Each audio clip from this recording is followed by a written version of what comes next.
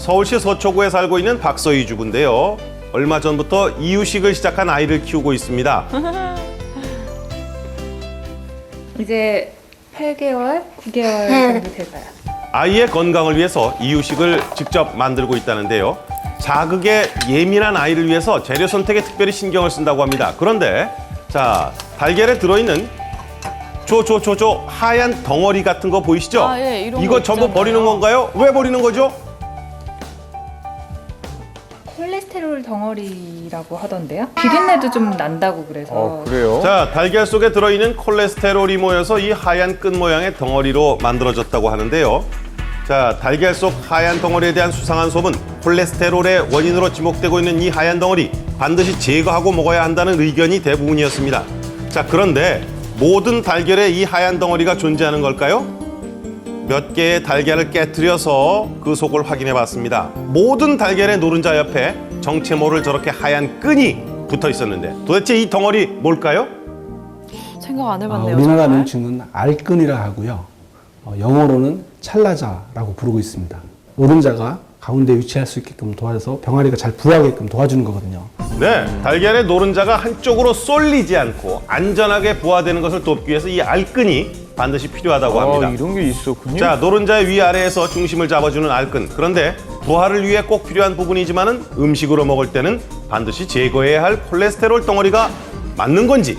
글쎄요. 그래서 저희가 또 그냥 넘어갈 수가 없죠. 준비를 했습니다. 알끈의 성분을 확인하기 위한 실험. 먼저 몇 개의 달걀을 저렇게 자, 실험에 필요할 만큼 달걀에 붙어있던 알끈만을 골라서 따로 모아봤습니다. 예. 하나하나 저렇게 했어요. 어우, 제법 많은 양의 알끈이 모였습니다. 네.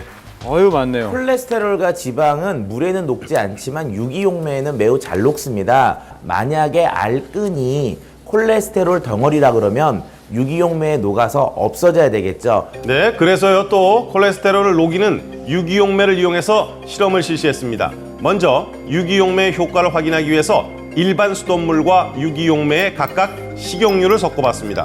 수돗물 위로는 층을 만든 식용유인데요. 막대기로 섞어도 전혀 섞이지 않습니다.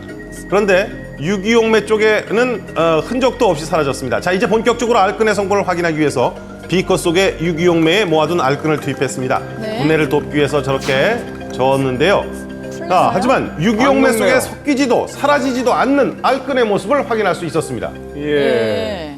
흔히들 식품 속에 있는 콜레스테롤들을 지방처럼 덩어리로 되어 있다고 생각들을 하시는데요. 실제로 콜레스테롤은 그런 형태로 존재하지는 않습니다. 지방 속에 녹아 있거나 아니면 세포의 세포막 그렇죠. 속에 녹아 있기 때문에 덩어리져서 콜레스테롤이 존재한다는 것 자체가 잘못된 정보입니다. 자, 저 알끈 콜레스테롤이 아닌 걸로 확인됐는데요. 뭔가요, 그렇다면 진짜 성분은 뭘까요? 단백질 되어 있고요. 단백질이에요? 탄수화물 일부분.